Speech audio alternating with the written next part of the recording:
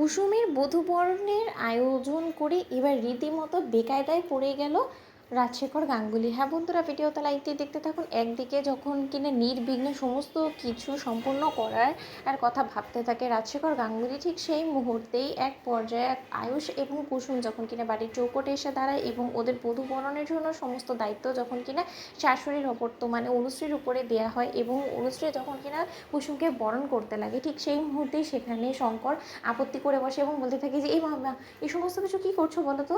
দেখুন ছোটো ম্যাডাম, আমি আপনাকে একটা কথা বলছি, যদি আপনি এই বাড়িরই বউ এবং সেই সুবাদে আমার মেয়েকে বরণ করার অধিকারও আপনার রয়েছে, কিন্তু তা সত্ত্বেও এই সম্পূর্ণ অধিকারটা সর্বপ্রথম শাশুড়ি মায়ের থাকে। যেহেতু শাশুড়ি মা এখনও পর্যন্ত জীবিত রয়েছে, তাহলে আমার কুসুমকে কেন কর্তামা বরণ করবে না বলো তো। মানে কর্তামা কোথায়? কর্তামা কি কোনো মতে অভিমান করেছে আমাদের উপরে? মানে কোনো ভুলচুক হয়েছে?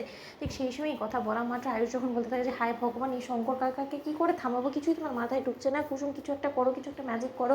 শঙ্কর কাকার প্রশ্নে জর্জরিত হয়ে আমার এক পর্যায়ে মাথা কাজ করা বন্ধ করে দিয়েছে। ঠিক সেই সময় রাজশেখর গাঙ্গুলি যখন বলতে থাকে যে শঙ্কর, আসলে কী হয়েছে জানো তো, এই সমস্ত যোগাযন্ত্র তোমার কর্তামাই করিয়েছে, কিন্তু তা সত্ত্বেও লাস্ট মোমেন্টে তোমার কর্তামায়ের মিটিংটা ডিলে হয়ে যায় এবং সেখানে তোমার কর্তামার সময় লেগে যাবে বলে তোমার কর্তামা আমাকে ফোন করে জানায় এবং আমাকে এটাও বলে যে আমি যাতে এই কোনো রকম কোনো এই আচার, কোনো রীতিনীতি, কোনো কিছু অসম্পূর্ণ না রাখি, ওর অবর্তমানে সমস্ত দায়িত্ব যাতে অনুশ্রী পালন করে। তার কারণ অনুশ্রী তো এবারই বউ, তাই না? যদিও এখন আমাদের ঈশানকে আগে বিয়ে করিয়েছে বিধায় আজকে অনুশ্রী ছোটো বউ হয়ে বড় বউকে বরণ করছে, কিন্তু তার শর্ত ওরা তো দু বোন দু যা, তাই না? একে অপরের সঙ্গে এই সমস্ত ইন্দ্রাণীর অবর্তমানে তো ওদেরকেই ভবিষ্যতে সামলাতে হবে, তাই সেটা তো করতেই পারে, তাই না? ঠিক সেই সময় কথা বলা মাত্র শঙ্কর বলতে থাকে যে ও আচ্ছা আচ্ছা, না ঠিক আছে, তাহলে সে করতে পারে।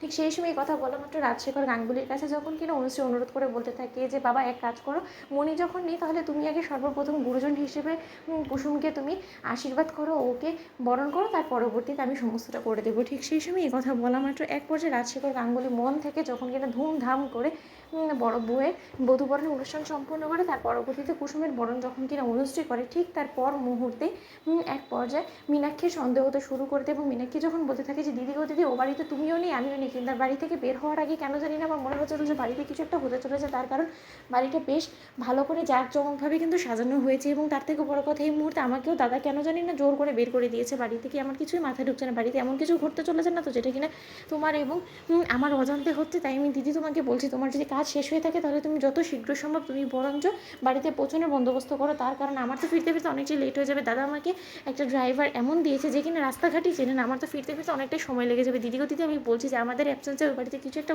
অঘটন ঘটতে চলেছে, যেটা সম্পর্কে হয়তো বা দাদাও সম্পূর্ণরূপে অবগত আছে, কিন্তু আমাদেরকেই জানতে দিতে চায় না। তুমি শীঘ্রই পৌঁছো। তো বন্ধুরা, লাইক কমেন্ট শেয়ার করো, সাবস্ক্রাইব করতে ভুলো না।